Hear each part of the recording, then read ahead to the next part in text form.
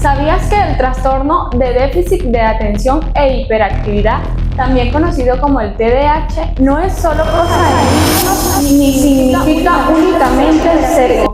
A veces se puede notar en un niño que se distrae fácilmente en la escuela, pero también en un adulto que posterga todo o vive abrumado en el trabajo. Y no es flojera, es simplemente un cerebro que funciona diferente. Bienvenidos a Conversando con Especialistas.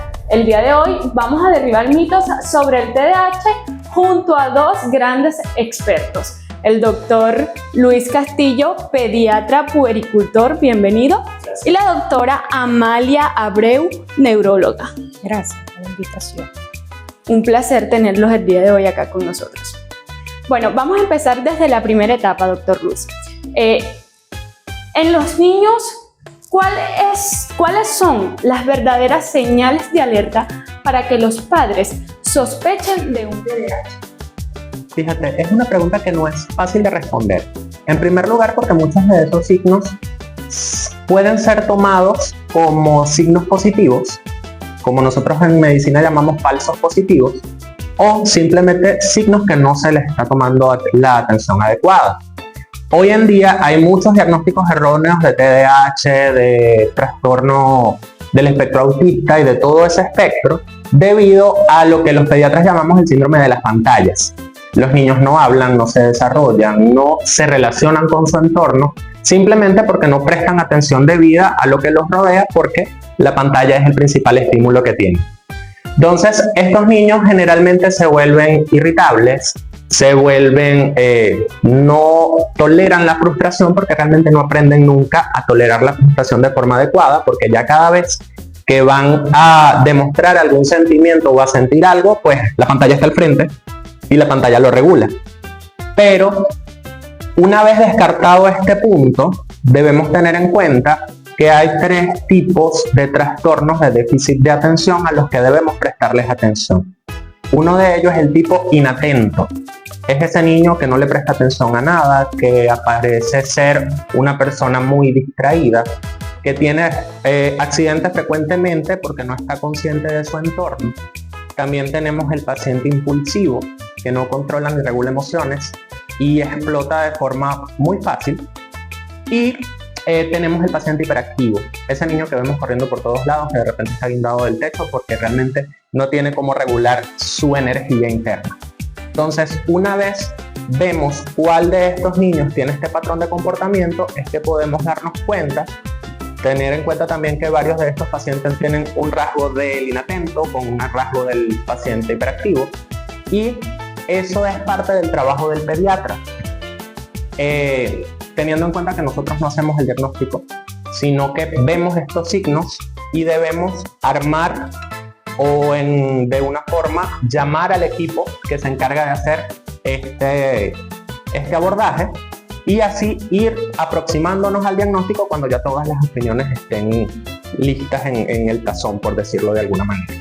Ok, doctor, en cuanto a la etapa escolar, ¿cómo afecta este trastorno el rendimiento académico y la vida social de un niño?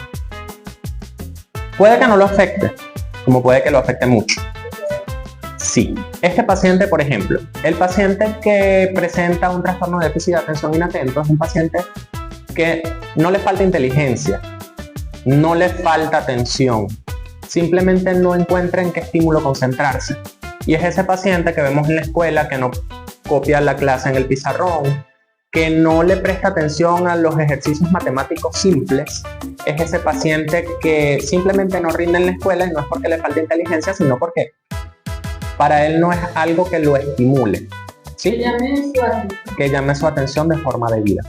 Y pues esto nos lleva a bajas calificaciones, nos lleva a que el paciente no tenga un desarrollo adecuado acorde a la edad con sus compañeros, y por supuesto se quede atrás en muchas razones.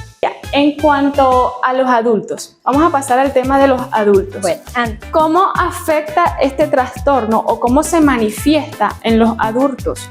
Bueno, antes de iniciar la conversación en cuanto a los adultos, sería bueno hacerle entender al público en general que qué es el TDAH. El TDAH es un trastorno del neurodesarrollo, donde existen factores desde la genética, neurobiológicos y ambientales. Por eso, como dice el doctor Luis, esto es un equipo multidisciplinario. Uno de los criterios, aquí hablamos de criterios, ya cuando nos llegan a la edad adulta tenemos que tener criterios. ¿Por qué razón? Porque siempre hay que interrogar y preguntar cuándo inició el problema. Si yo estoy sospechando de un TDAH en un adulto, lo primero que pregunto, ¿cómo fue de niño? ¿Cómo fue la escolaridad? Porque si yo no tengo ese dato, que todo esto empezó antes de los 12 años de edad, yo no lo puedo catalogar como un TDAH. Yo tengo que hacer otros diagnósticos diferenciales. Muchas veces ya en la edad adulta, que más o menos son el 50% de los pacientes en cuanto a incidencia de que haya tenido TDAH en la infancia, la probabilidad de que pueda suceder, continuar con esto en el adulto es el 50%. El predominio en cuanto a sexo, mujeres y hombres, hay muchas series de estudios, pero la mayoría concuerdan en que es un poquito más frecuente en varones que en hembras. Ok, y el principal queja que nos llegan a nuestra consulta es el olvido. Entonces se me olvidan las cosas, tanto en el trabajo, en la casa, en la parte académica. Entonces, no todo olvido es una demencia, no todo olvido es una enfermedad de Alzheimer, no todo olvido es un trastorno neurocognitivo. Y entonces comenzamos a indagar cuál es el problema que existe. Como dijo Luis, se clasifican de acuerdo si hay impulsividad, si es solamente la inatención, si es la inquietud que tiene ese paciente, la hiperactividad. Y depende de los grados, si es leve, moderado o muy grave, si es funcional o no es funcional en su vida diaria. Muchas veces en estos pacientes, por ejemplo, la inatención está dada porque cometen muchos errores. Son pacientes que no se organizan, son muy desorganizados tanto en la parte académica, si están estudiando, bien sea en la universidad o como en bachillerato, o desorganizados en su trabajo, en una oficina. No pueden hacer muchas tareas a la vez porque todas te las dejas a la mitad. Son pacientes que nunca les alcanza el tiempo. No me alcanzó el tiempo, no lo pude hacer. Cometen muchos errores, se le olvidan mucho las cosas, sobre todo donde dejan sus lentes, donde dejó el lápiz para escribir. O sea, cosas cotidianas se les olvida a esos pacientes. Por otra parte, son pacientes que no pueden estar quietos, así, en los adultos, no pueden estar mucho tiempo sentados, siempre están de un lado para otro, y más en pacientes que se ven que tienen oficios de oficina, nunca siempre están en su puesto de trabajo, porque siempre están en otras oficinas. Son pacientes que les gusta hablar mucho, conversar. Es más, interrumpen otras conversaciones porque se inmiscuyen ellos sin haberlos llamado. Entonces, son cosas que uno hace como un interrogatorio dirigido, hace como una historia bien elaborada a ver en dónde está fallando ese paciente. Son pacientes también que uno les pregunta, por eso es necesario que siempre venga con un acompañante. Y ese acompañante, si es alguien que convive con él, mucho mejor. O de repente lo acompaña hasta un compañero del trabajo. Son pacientes que no les gusta esperar un turno. A mí me ha sucedido en la consulta, doctora, atiéndeme ya porque me va a dar algo. ¿Sí? Son pacientes que no les gusta esperar. Un turno en un banco, están en una cola y no les gusta esperar. Pero uno a veces tiene que entender para poderlos ayudar, pues, y hacerlos entender a ellos. Entonces, para eso hay muchos criterios.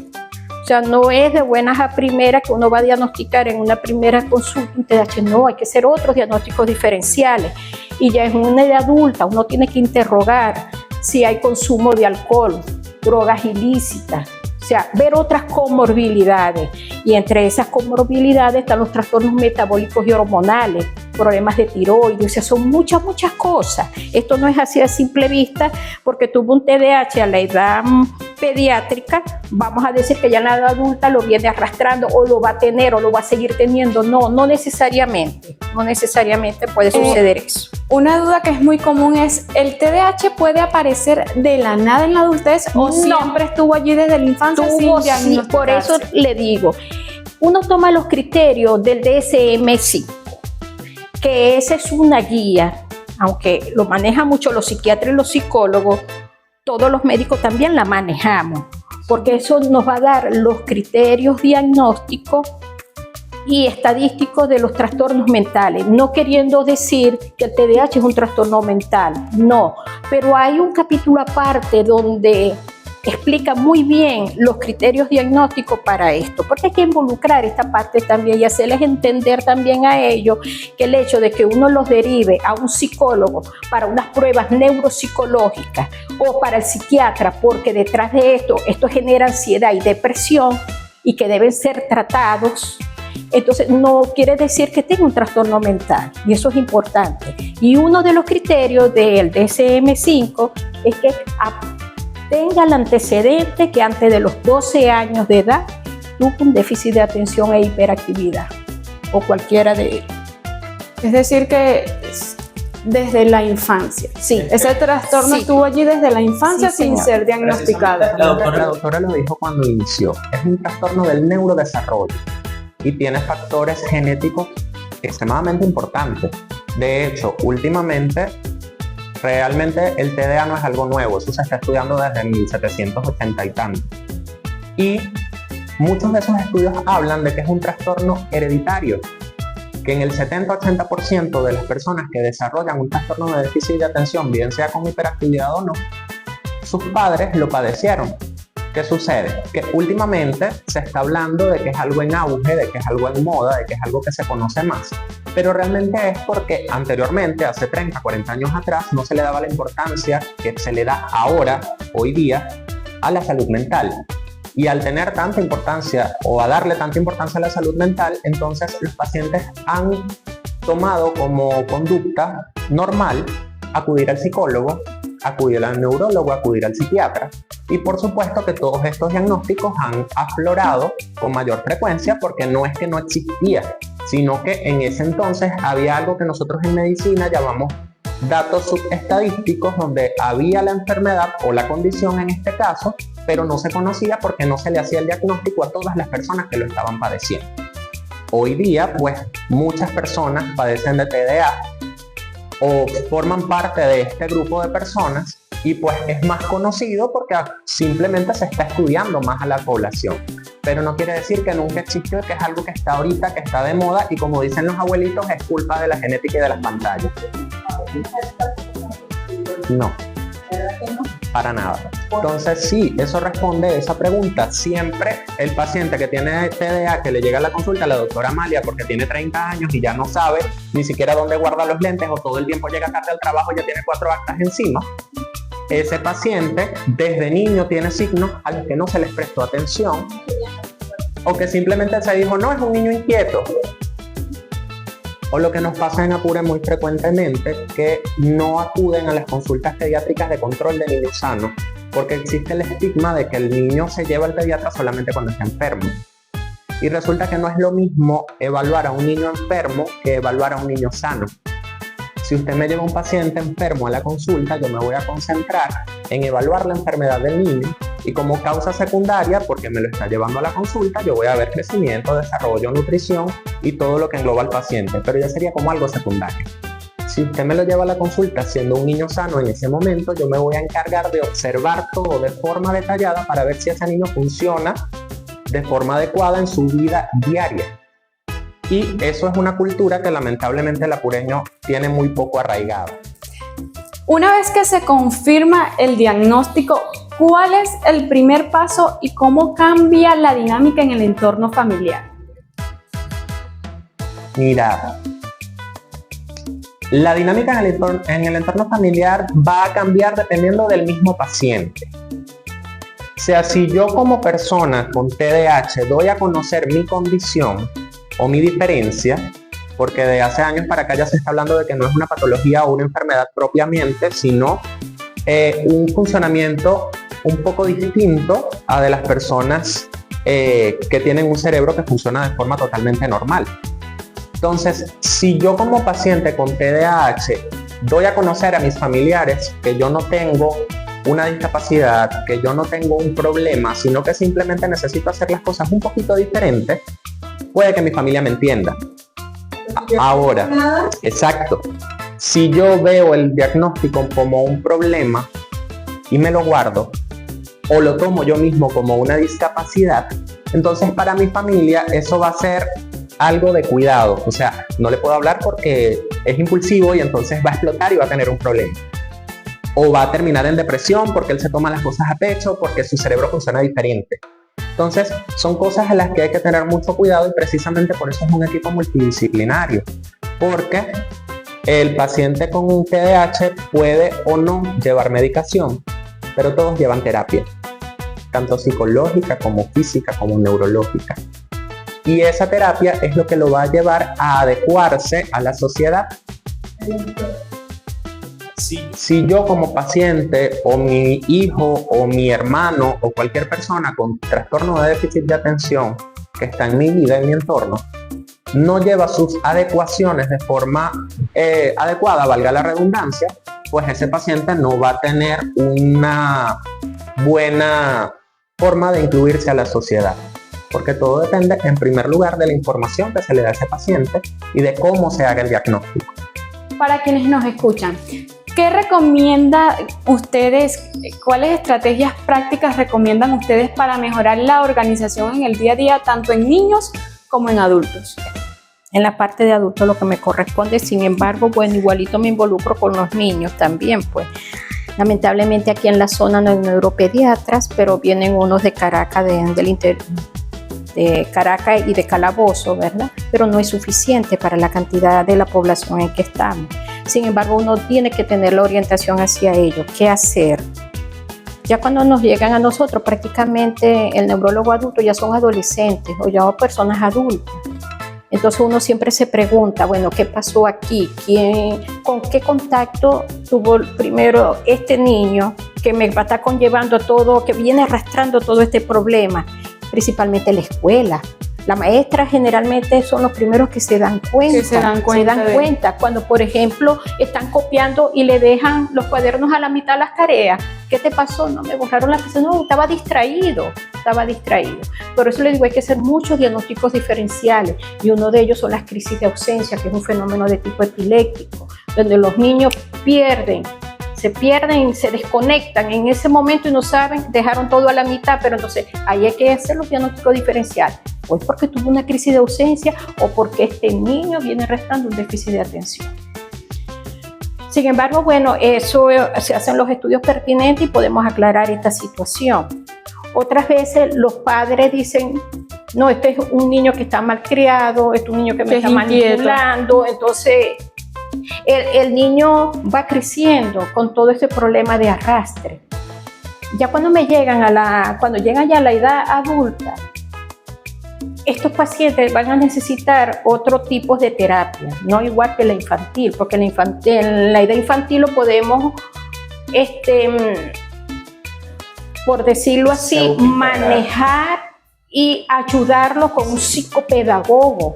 Si el niño va a unas tareas dirigidas con alguien que sepa manejar este problema. Es un niño que no lo pueden dejar solo hacer las tareas, porque se distrae, va a pasar todo el día en la misma línea, porque se distrae con cualquier cosa, un ruido o algo que está viendo. Entonces, eso es importante, porque es un manejo multidisciplinario y hacerle entender a los papás que el niño tiene problemas, pero que se puede ayudar. En la edad adulta, fíjate que no siempre se medica. Se medica es la consecuencia que nos puede conllevar a todo esto, porque eso le va a generar ansiedad al adulto, cae hasta depresión, y más si está conviviendo con pareja, porque la pareja va a decir, no me entiendes, porque hay muchos malos entendidos. Por ejemplo, está hablando con su pareja y está distraído haciendo otras cosas, está con el celular, está con las manos, está haciendo otras actividades, y le dice, tú no me estás entendiendo, no me estás prestando atención de lo que te estoy diciendo. No, sí, yo te estoy escuchando, pero si no entiende que tiene ese problema, entonces ahí son los problemas, los conflictos y el desafío que va a tener esa pareja para afrontar el problema.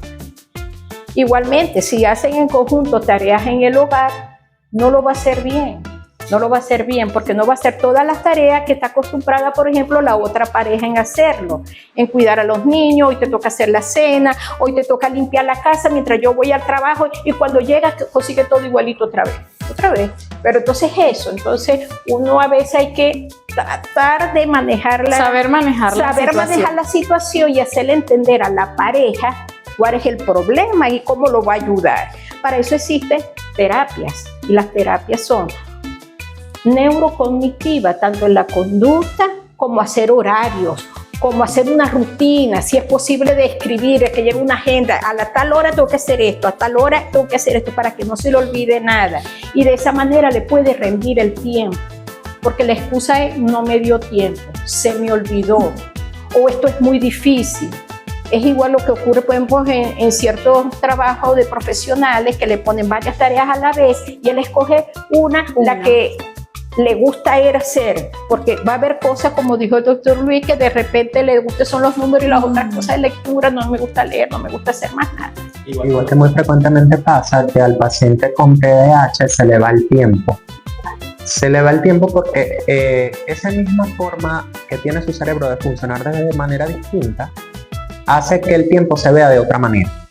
Entonces es ese paciente que piensa que en 15 minutos puede terminar todo y me distraigo con cualquier cosita. O sea, de repente tengo que hacer un informe, o no, en nuestro caso tengo que hacer un resumen de un paciente que se va de traslado, o que tengo que hacer un resumen de un paciente que voy a egresar.